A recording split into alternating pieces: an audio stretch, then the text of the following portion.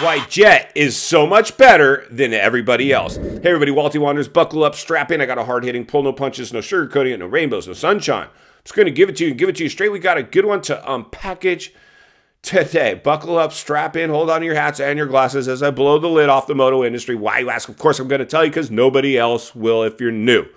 Please subscribe right away. Never been a more important time in moto history to get centered and surrounded with like-minded moto people. Iron will sharpen iron. We're going to sharpen some moto iron today. Speaking of sharpening some moto iron, nobody has sharpened their moto iron at the level of Jett Lawrence. Jett Lawrence is an absolute animal, a machine, and it's something like a fuse blew with Jetson, because back early on in the Supercross season when he was a lights rider, was extremely happy-go-lucky, free donuts for everybody. Let me sign your shirt this week. We're going to be over at this track or a shop promoting that. No, not now. It's serious. Yeah, mate. Yeah, it was pretty good out there.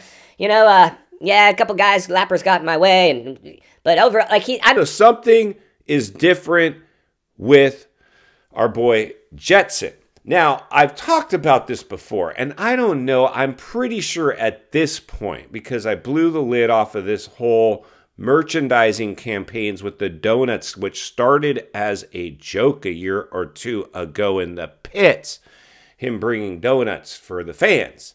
And then the next thing you know, so a light bulb went off for some PR person, and they put it on t-shirts and sold them in the stadiums, and he watered down his image into the, and we see this happen.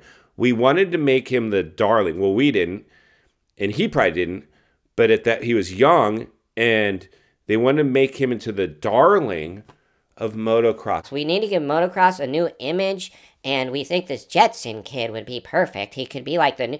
It's broken. It's broken and borderline woken. Let's just call it for what it is. But you notice now we're getting pushback from Jetson.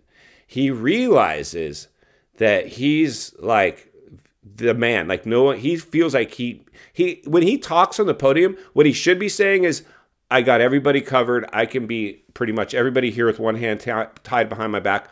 I'm afraid of nobody. And he tries to say is, yeah, I'm not expected to win. I'm going to go out there and learn. There's a lot of guys that have been doing this for a while, and I'm going to learn from them. He's schooling them.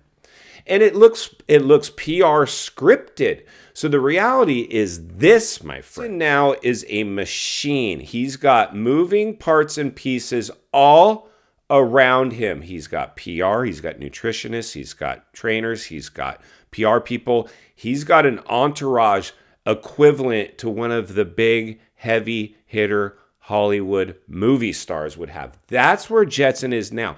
And he ain't digging pushing this donut thing. You see how he's trying to look hard, even though I think it's like some kind of bird or like a dove, but it's this black logo on his hand. And he's not pushing the donut thing. I don't see him pushing that. I feel like this possibly, all our blowing the lid off this stuff, made it to the right people or him himself. Jetson, if you're watching, good job if you're giving some pushback on this whole thing, because it's watering you down. But we see this happen where a lot of times riders, they don't want to be squeaky clean. I mean, you're out there risking your life and you want to be edgy, and he's starting to become a man. I think he's giving the industry pushback because, like I said, he's looking a little bit like he's not the same Jetson in terms of his psyche and personality. But the one thing that is same, and in fact better, is his fitness. His fitness is insane. I was tripping because when I showed him like walking his bike or on the gate, I'm like, dude's skinny, but he's clearly like fit, not an ounce of fat, and his neck is thick. Like his neck's as big as his waist. His waist is teeny, but his neck's huge. And did you notice when he came off the track, and I believe Moto 1, they gave him a bottle of water and they put tape, like not duct tape, masking tape, blue colored masking tape with like his number or something Sharpied on there so you couldn't see the drinking water logo. And it wasn't water, it was some kind of rehydrating, replenishing. There's some, and then he took a vitamin and drank this special drink the second he sat down.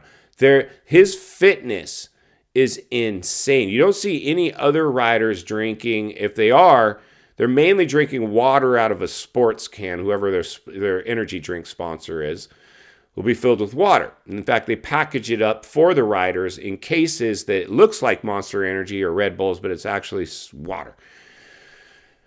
Vitamins, drinking, like the dude's fitness is second to none. This kid is as fit as a fiddle. He's at peak age in terms of where your fitness can be at peak performance, 18. Like, dude, there is no way anybody touches Jetson. Did you notice when he came out of his helmet, his hair was dry? You look at other dudes coming out of their helmets, soaking wet, pouring sweat. Jetson used very little of his energy. His fitness is insane. He's got a team around him. They've got that dude under a microscope. He is a machine right now. He's basically got LLCs, companies, lawyers. He has got it all. In final thoughts, I come to you as a friend, as a moto guy. Somebody wants to see you not only win on the track, off the track, understanding the waters we're swimming in now. Shark infested and Jetson. Dude's got sharks, Shark Tank all around him, moving parts and pieces, keeping his fitness on point. But the only thing I'll say right now, and I think it's a good thing, he's starting to provide pushback and buck against the industry being the little darling fitting into their little mold. He's clearly ready to do his own thing, and we're going to be here to blow the lid off it every step of the way, because it's not only what we need, it's in fact what we deserve. If you appreciate the content, I want to humbly ask you to give the video a like, subscribe to the channel, leave a comment below. I'd love to hear from you. Social media link in the description of this video if you'd like to contact me there. And if you enjoyed this video, I think you're going to love the next video that's coming in your screen. And there's an easy subscribe icon for your convenience. As always, thank you for your time. Don't go over the bars today. I'll see you on the next video.